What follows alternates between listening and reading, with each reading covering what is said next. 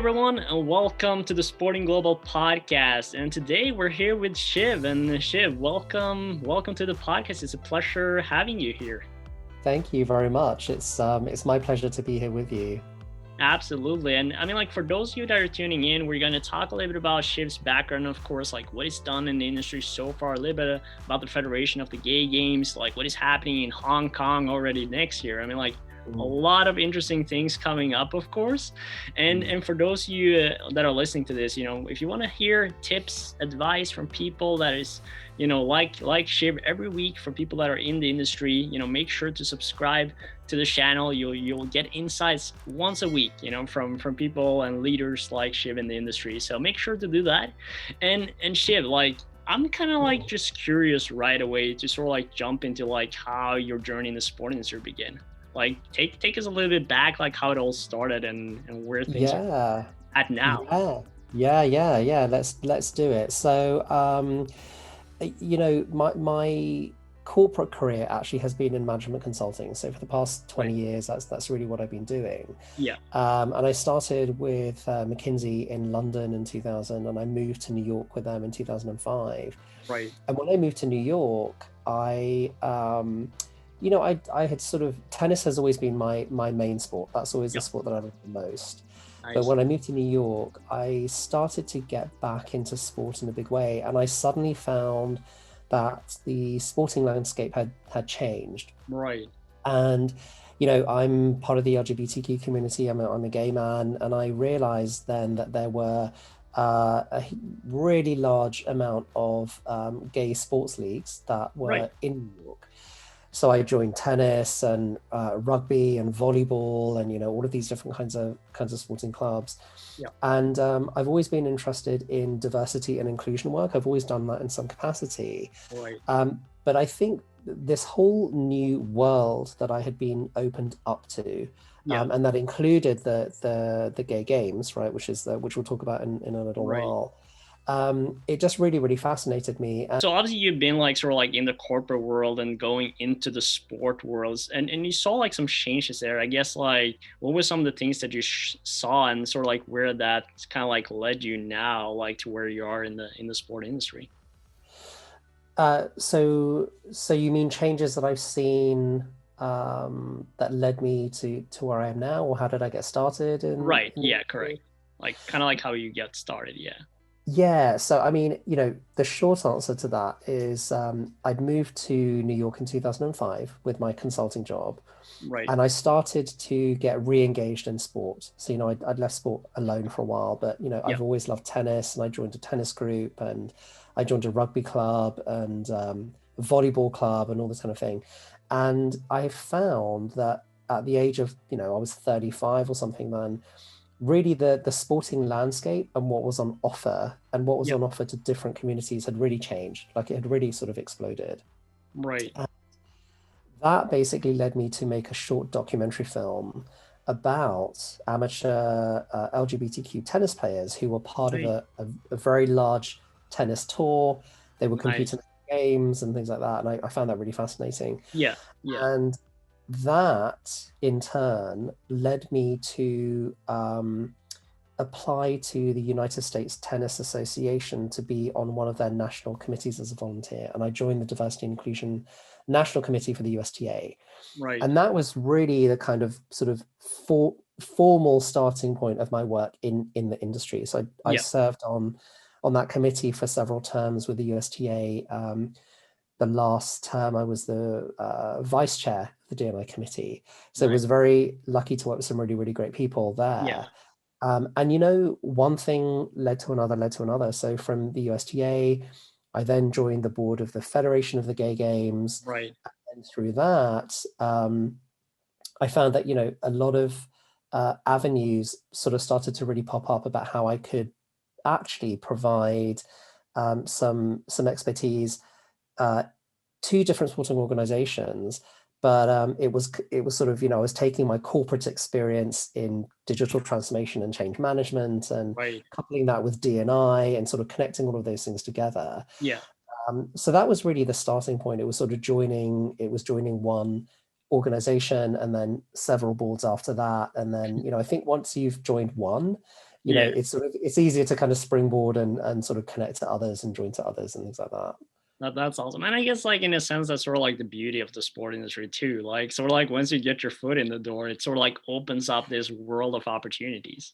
Yeah, totally. I mean, one of the things that I always say to people, and when I was managing teams, I'd always really encourage them to expand their network. I think Yeah. it's really important for you to make as many connections as possible. And, when you talk about networking, sort of particularly in let's say the UK or even sometimes in the US, people don't like that word. They think Right. it's kind of a dirty word.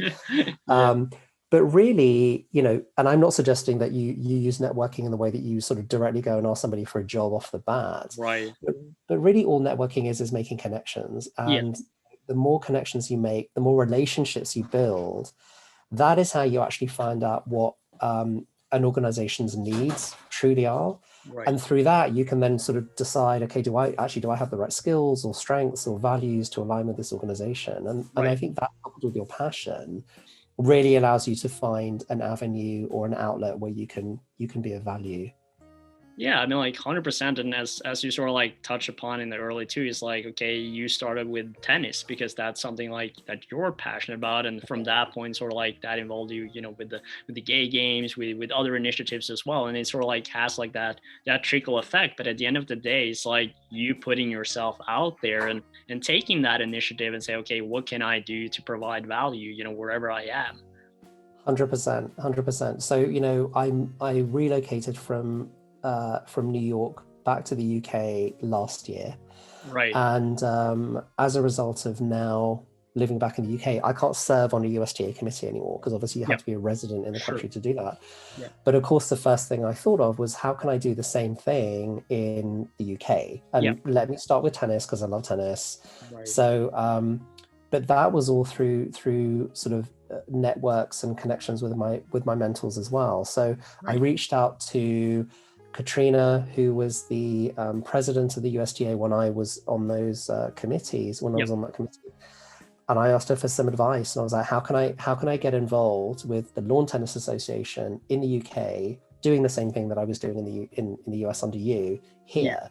And she helped facilitate some introductions and some connections for me and that kind of thing. And so now I am a counselor to the board of the LTA, but that all happened through me reaching out to my network and saying, Yeah. who could sort of help me be of value and be of service in this area in a different geographical location. Right. So, and that's why it's really important to just, expand your network as much as possible. And I think you're touching about something really important as well, because I think a lot of young students and professionals out there too is kind of like they're a little bit afraid of not necessarily the networking aspect of it, but I guess like that element of like having mentors or like mentees or like having people around you, and you're like, okay, but are they just there for like baby steps, like when you're sort of like a kid and you're trying to like learn how to walk, Yeah. or like, and I think it's really cool like that you're sort of like bringing up like, I mean, this is a person and a connection and relationship you're going to have throughout your life, and Yeah. that will be part of your journey. And I see this a lot as well with like with Sporting Global, without of course going too much in depth with that, but I always said like, that work that I did like the previous years before I started the company, of like building a lot of relationships and connecting with people in the industry, like I just put me in a so much better position the day I said like, hey, this is what I want to do, and like I need like some feedback, some tips, some advice. And I'm like, Yeah. I'm so grateful for it, and I know how much it means, and how important it is. And it's not like I'm doing this to take advantage of like, I'm going to get a job, or I'm going to do this, or I'm going to do that. It just happens sort of like organically and naturally. And it's just based on people that you can trust and talk with and have insights from. Yeah. That's really interesting. And actually I have a question for you, right? So obviously you've got this great platform, that was your idea. You've got this, you're getting this up and running and it's going now. Yeah. But did you always know that is what you wanted to do within sports? No, I mean, like I had completely different plans. Right. Like, So yeah, yeah, go ahead. I never had any, like, I never, how can I say, like, it was not like I planned to start my own company. Yeah. That was not like on my agenda. What I knew is like, I'm passionate about sports. This is what I want to be part of. And I knew this very early. And then I put put myself some goals and some ambitions. And I'm a very ambition person, so I want to go like very high, and when I go for something, I go really full in. And then I Mm. always have like this open door policy, which is what I call it, sort of like an open mindset. So Yeah. if something comes up that was so interesting for me that I had to grab it, I grab it, right? And that's Yeah. essentially what Sporting Global led to, and that's how it came to life, So Yeah. So what sort of spurred you to actually then, you were in the sports industry, obviously that's something you're really passionate about. What was the switch for you then to sort of have clarity that this was the idea that you wanted to pursue? So I was a little bit lucky because it was through my program at the university that we could do like new concepts for like a business plan. And I started thinking about Mhm. what challenges we as students were facing, how hard it was to find, relevant opportunities to get foot in the door. Like all my classmates were just like so frustrated about what was out there. And I said like, there has to be a better way. And then I just came out Yeah. with the idea. We did the dirty work, and Yeah. here we are. Yeah. So, and the reason I'm asking you these questions is that's a perfect example, right, of using networking in Yeah. order to, one, provide clarity on what it is that you want to go. And you have to be flexible and fluid Right. in terms of your point. Sometimes we don't really know what Yeah. it is that we want to do, and that's okay, Yeah. right? But 100%. my point is, you being in this environment, you sort of, and maybe not even consciously at that point, were absorbing a Right. need that people had, which was not being met, right? Yeah. And that sort of then translated into actually that we need this platform, Right. right? Right. And I remember when you contacted me, or actually Eduardo contacted me, and then we chatted and was telling me about this platform. I mean, one of the first things I thought was actually, wow, like why has this never existed before? Like it seems kind of simple and obvious, but Right. it was not around. So my point about that was, I think you just through your own experience and the experience of your classmates and that kind of thing, realized there was an opportunity to sort of help, be of value and of service. Um, so that's all the benefit of being a little bit fluid and just sort of absorbing things as you're going along. 100%. And I mean, like, I'm kind of like very shy about like talking about my story on this podcast because it's about you. But I love the example, and I mean, like, Yeah, it's very interesting. But I always tell like this when I talk to students as well, like to be open, like have that open mindset, because you completely. never know what's going to come out of it. And like I said, like Sporting Global was one of those things, but you need to know sort of like your benchmark of like values, what you stand for, and sort of like the key Completely. elements of what you believe in, because that's going to help guide you on your journey. 100%, 100%. I mean, the thing is, when you think about it, everything that you and I are talking about right now, all of the components and the aspects of wanting to get into the sports industry, for anyone out there watching who wants to get into the industry, Yeah. all of those same aspects are applicable to sport itself, right? Right. Every great sports person, whoever your idol is, has a coach. Every team has a coach, right? They have mentors, right? So those are sort of quite sort of specific things that you need in order to be successful. Yeah. Um, but your comments about being open, being adaptable, as a professional athlete, you're going to have highs and lows, right? And you Right. need to be able to adapt in order to survive. You need to be Yeah. able to switch things up when you can. And all of those same rules and principles apply if you're on the other side or in another aspect of the industry that's not, as an athlete, for example. Right. So I mean, I'm with you. I always tell people to be curious, and you mentioned something really important, which is understanding your values, but also understanding your skills and also your strengths. And Right. skills and strengths are not the same thing, huh? Yeah. There's Yeah. there's No. there's a difference there. But I have also found from my own experience that really you have nothing to lose by reaching out to someone and asking them for 5 minutes, 10 minutes of their time, Right. grabbing a coffee with them, whatever position they are in. Yeah. It's rare that people will turn you down, right? I mean, you may have to target a lot of people to get that, Yeah. but it's always worth trying. Quite often people will give you 10 minutes, 15 minutes. Yeah. the one thing I would say is that if you do that, be very clear about how you want to use that time, Right, right? You know, right. you want to get as much out of that time with that person as Yeah, possible. But 100%. you know, I think people are often afraid to reach out to someone because they think they're bothering them or they don't have time. And actually, what you will find is somebody probably did that for them, and so Right. they want to kind of give back in that way. So it's Yeah. always well worth doing No, that as well.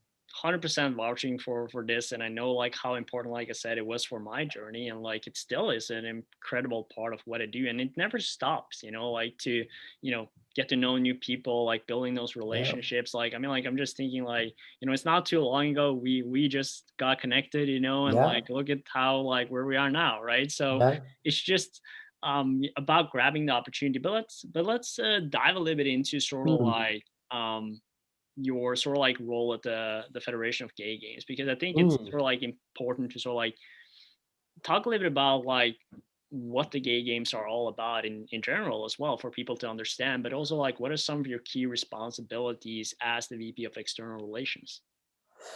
Yeah, sure. That's a great question. Happy to talk about that. So, to start off with, in case anybody doesn't know what the Federation of Gay Games is, it's an organization that owns a quadrennial event called the Gay Games, Right. and it's also has been known as the Gay Olympics. So it's at this point the world's largest sports and culture event that's put on by LGBTQ people, but that is open to all. So the name Right. itself actually is a little misleading because Yeah. it's truly inclusive. It doesn't discriminate based on sexuality, gender, Right. ability, any of those kinds of aspects. It really is open to everybody. It's an event where you register to play. So in that way, it actually really does democratize sport. Right. There are governing bodies, and swimming comes to mind, Yep. where they have sanctioned the times at the games. So world records have been broken at the games, Hmm. and you can be in an environment with a world record holder when you may have taken up that sport yourself, several months ago. So, Right. there's no other event in the world where you can have that kind of democracy within a sporting environment in my mind. So that's what the games is, Right. and the way that we are constructed is we have two co-presidents, and under the co-presidents we have four vice presidents, and I'm one of those vice presidents. And my remit is external relations, so I handle committees that are responsible for marketing, communications. We have an ambassador program Nice. which I'm responsible for. So really any sort of externally facing activities Right. around our relationships with external organizations or press, media, PR, Yep. comes under my remit. Right. So yeah, lots of activity around communications and press releases and things like that, particularly as we sort of get nearer to an upcoming games. Right. And I mean, like, and I guess you touched a little bit upon it earlier as well, in terms of sort of like the adaptability and the Mm, flexibility and being fluid, in the mm, process of, and I guess like, as first of all, the next games are happening in Hong Kong in next year in 2022, which is super yeah, cool. I think it's the that's first right. time in Asia, right, as well. It is, yeah. First games in Asia. Yeah. So that I guess like it's super exciting for you guys, and for the other thing, I guess like how has sort of like the pandemic, I guess, impacted your planning and preparation, because not only are you going to a new country and continent, but you're actually in the midst of a pandemic that are now going a little bit more on the brighter side, but still Yeah. I guess you have to deal with a lot of challenges still and new Yeah. regulations on that. Yeah, absolutely. It's a good question. I mean, listen, the pandemic, as well as everything else that's been happening around the world, right, this year, where there's been spotlight on, racial inequality and, social justice and so on and so forth. Right. I mean, it's this last 14, 15 months has changed the way that we live, work, and play, right, for everybody. So it has been a challenge, but just to sort of I'm not sure whether this is clear to everybody who might be listening to this, but so the federation owns the gay games, but we have a robust bidding process, and a city will eventually win a bid to host a game. So the Hong Kong bid team won that bid, obviously, to host the games next year in 2022. Right. So they have quite a large team made up of volunteers on the ground. So they are sort of, in region right now that are in process of setting things up, and they're very structured and buttoned up, which has really helped. Yeah. So, I would say that the pandemic has slowed things down a little, Right. but hasn't really stopped us from progressing with our plans. So we just recently, within the last 4 weeks, I think 4 or 5 weeks, we had two platinum sponsors that signed up for the game, so Marriott Bonvoy and YouTube, which is really exciting. Massive. Pre-registration for the games, which would give people a sort of early access to full registration when that comes online. That just launched a couple of weeks ago. And we also have a scholarship program. So this scholarship program is actually called the Funding Support Program. It's slightly differently executed in the way that scholarship programs have been done in the past. Yeah. But that just recently opened as well. So a lot of these key milestones are still being met, despite the fact that we are still living in challenging times. But like you said just a little while ago, it seems like there's some light at the end of the tunnel, certainly in some parts of the world. So, hopefully as things get lifted and things open up a little, then, I think we'll be able to really sort of go full steam ahead to get the rest of the aspects in place for a really successful games. I'm sure it will be, and I'm super excited to see how it turns out for sure. And it's gonna be it's gonna be an interesting journey to kind of like see now, like as well, like I guess like from each month getting a little bit closer here, like everything is gonna be a little bit more hectic, a little bit more deadlines and requirements to meet. But it's always good to have that like foundation, of keep people in those host cities, as you were talking about, like that won the bid, and sort of like build that infrastructure and the foundation up, because that's obviously going to help a lot of like making the processes and I guess like the new regulations that comes up as well with this, to make sure that they are met, which I think is a big case for a lot of these sort of games and so forth to deal with. And I don't know, like, have you sort of like communicated with them in terms of like any of those sort of regulations or challenges that have come across? Like, is there some specifically that they have like, oh, this is just something new that we had to think about? Yeah. So tell me a bit more about what you mean when you're talking about regulations. Yeah, so I guess like in terms of like specific requirements from like pandemic situation of like how to deal with Got it. yeah, there's some of the like requirements on that side and new initiatives that are being approached. Yeah, so the way that we're structured when we roll up to a games is, we have a vice president of production who then works really closely with the host city Yeah. on all of these aspects, and we have a sort of regular liaison from the FGG board that works with the host city.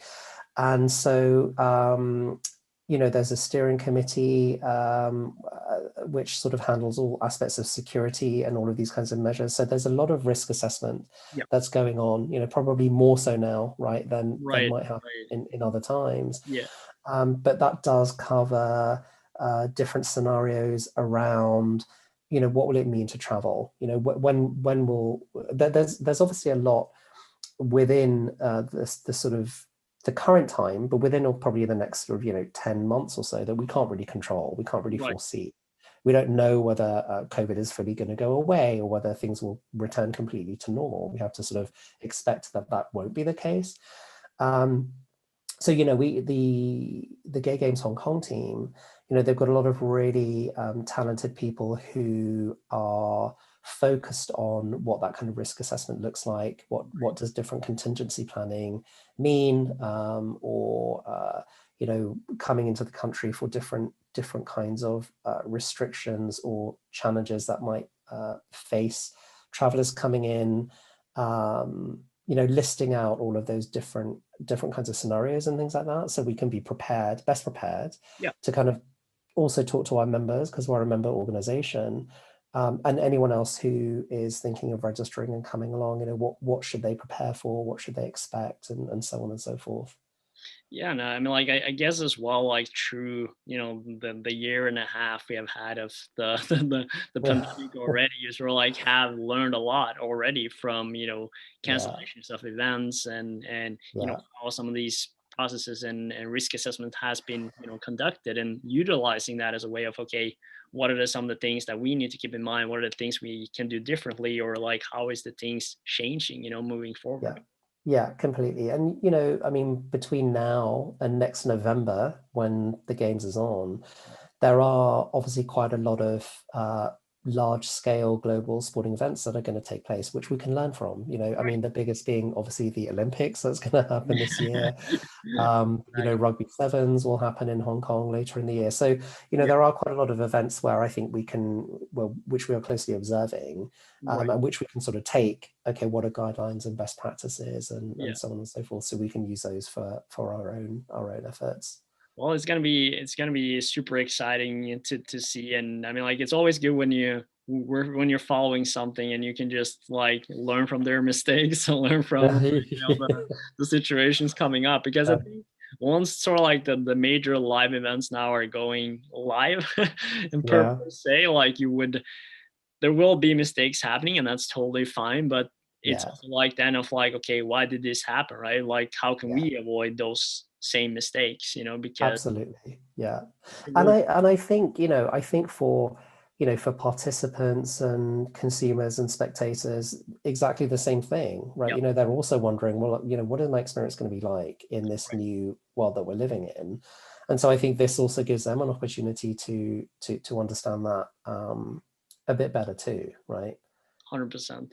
And I mean, like, we haven't really talked about like your own company that you're running as well, because obviously, you have your own consulting company these days, and like obviously, Yeah, as you talk about focusing on the health, diversity, yeah. and coaching, and I guess like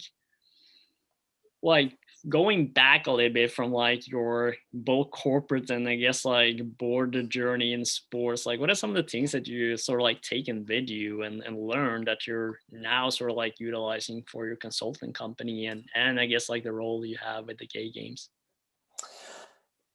That's a great question, actually. So, I think what I've realized actually, so my consulting experience was always in the realm of digital transformation, Yeah. and sort of primarily in my later consulting years in change management. So it was really focused around people, process, culture, organizational change, Right. and what shifts need to be made for primarily technology solution implementations. Right. But what I've realized is, and I think I kind of always knew this, but this was really hit home in a corporate setting, is um, everything is connected, right? Everything that you just mentioned, diversity, inclusion, health, wellness, Right. um, technology, implementation, right? Corporate management, it's all connected.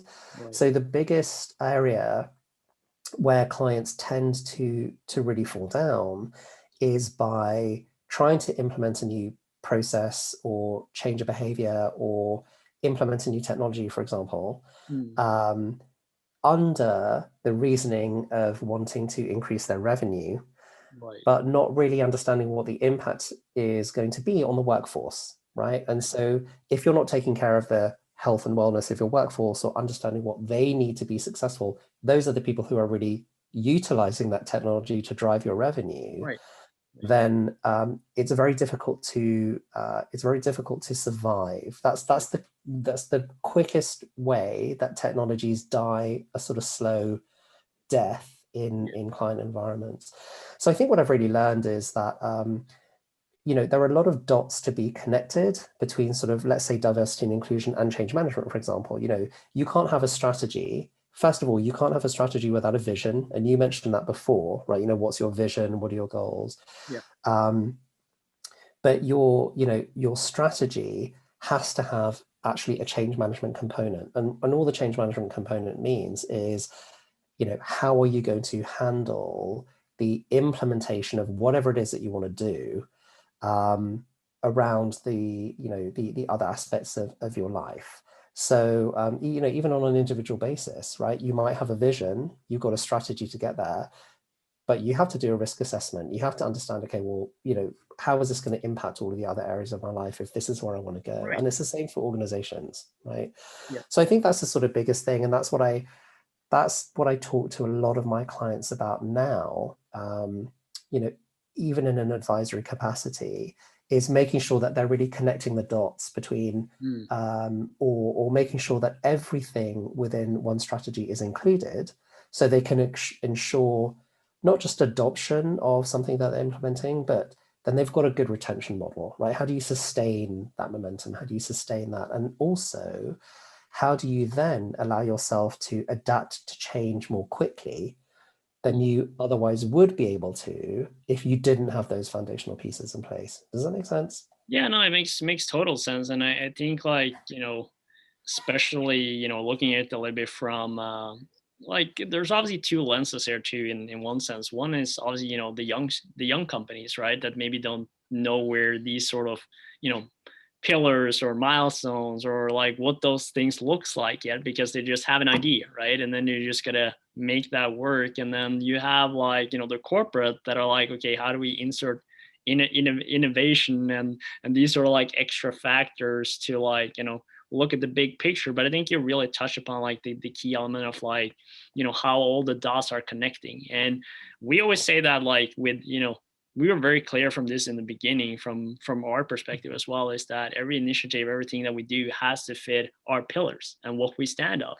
And if it doesn't do that, it's not the right thing for us, and that's fine. So again, it comes down to foundation. I think as well as individual and students and professionals out there, it's like once you know sort of like your foundation and sort of like mapping that out, those sort of decisions is going to be a lot more easier for you to like what kind of people do you want around you as mentors, as connections, as what kind of companies do you want to work for, like what is Yeah, important for you. And I think yeah, that's also why these discussions and these kind of conversations are so important. And as you said, like it's as important for a corporation or a company as it is for like an individual person. yeah, yeah. I can't agree with you more. When particularly in my consulting work, and particularly when I was in consulting firms talking to clients about change management, Right. my whole sort of discussion with them, or presentation or whatever you want to call it, was getting them to think about their organization as an individual. Mm. When you think about the organization as a person, Right. everything that you just mentioned, you're really talking about values, vision, mission, but the health of your organization, how do you want it to function? Right. And what's great about startups, for example, or younger companies, is they really have an opportunity from the get-go to actually create the culture that they want to work in. Hmm. You're not bound by legacy or sort of habitual behavior or things like that. You've really got free reign, and that's when often startups then become challenger brands in their own industries, right? Because that fosters innovation. It allows you to sort of think outside the box a bit more. And to your point, if you're quite clear about your values, and your values play into your vision and your mission, then often you'll never really get steered wrong. Now, as well as everyone else, that doesn't mean that you're not going to get things wrong, or you're Right. not going to Oh, you fail. will. You will. Exactly. But the point is, and that's life, right? But Yeah. the point is, and again, this is like anyone working in the sports industry, right? Or whether you're frontline or on the field or whatever it is, how you adapt to that quote unquote failure, that's what really makes the difference. Can you learn effectively and quickly and adapt to change that, or not? Yeah, no, I mean, like it's spot on. I guess like the pandemic gave these, I guess, if you look at it more from a corporate lens, the opportunity for them where they actually had to look at these things, in order to move on and look at, okay, what do we stand for and how does that fit, to solve these challenges in the pandemic. And I think that opened a lot of eyes, especially in sports too, that got very heavily, impacted through this. So it's a very key process that I think has opened a lot of eyes and a lot of organizations to take a step back, in Yeah, a very busy, life. And I mean, like the sport industry always talk about like the next and the next game, like you think from game to game, yeah, and suddenly yeah, like everything stopped and you have to like, okay, what do we do now? yeah, yeah, yeah, exactly. And I think people are looking to, everyone's looking for an answer in terms of like, what do you do now? And I think what the last sort of year and a half has done with, as I say, with everything that's been going on in the world, has really made people understand with more clarity what their values are, Right. but also, and I don't mean this in any way to sound sort of simplistic, because there obviously are degrees of severity that people have been dealing with, but sort of really understanding what your values are, and actually just what's important, like what is important. We sort of, we're living in an age where this phrase of, life is too short, which I've sort of been hearing since I was a little kid, but that's real. We're living in a world where that is all too real now, and I think that has sort of spurred people to maybe to make some changes in their life, and maybe take some chances that they wouldn't have done prior to this, to kind of get to where they want to go. Right? Right. It's sort of provided some fuel, I Yeah. think, there. No, I think it's definitely opened the opportunity and maybe forcing also in a sense a lot of people to go out of their comfort zone, right? Because maybe they got Mhm. forced somehow in a sense of course, like, maybe they lost their job, maybe they, like things happen, right, during the pandemic that changed a lot of lives, in many ways. And then is, without, neglecting, like there's been, of course, a lot of hard situations and a lot of challenging situation out there. Like I'm extremely blessed for our situation in Norway, being so lucky and grateful for that. And then again, it's like adapting and finding ways of like making things work and finding ways where maybe like an opportunity, looking at it as Yeah, an opportunity of like, now I can, maybe follow my dream or I can follow my passion and I can, open my eyes a little. And yeah, that's sort of like what we want with the podcast and this too is, use it as a fuel and inspiration for people to like, where do I fit in this world? How can I capitalize on this? And I think yeah. that's a very key lesson, because if people don't discuss it or don't open up those eyes, it might be hard to see as well. Absolutely. And I think this is another sort of, good advice for, well, I mean, people will decide whether it's good advice or not, right? Who are listening, but, to tack Sure. onto what you were saying, Yeah. I think that,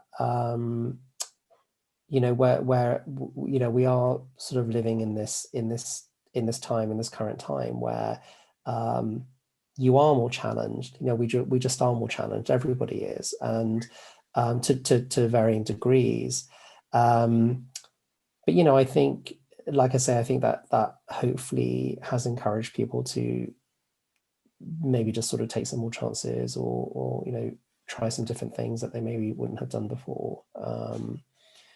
I lost my train of thought a little bit there, but yeah, I mean, it's definitely an unprecedented time. Yeah.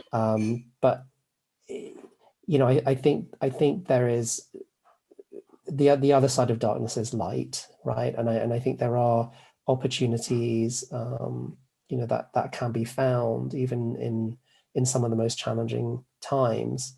Um, if not always in the most challenging times. Right.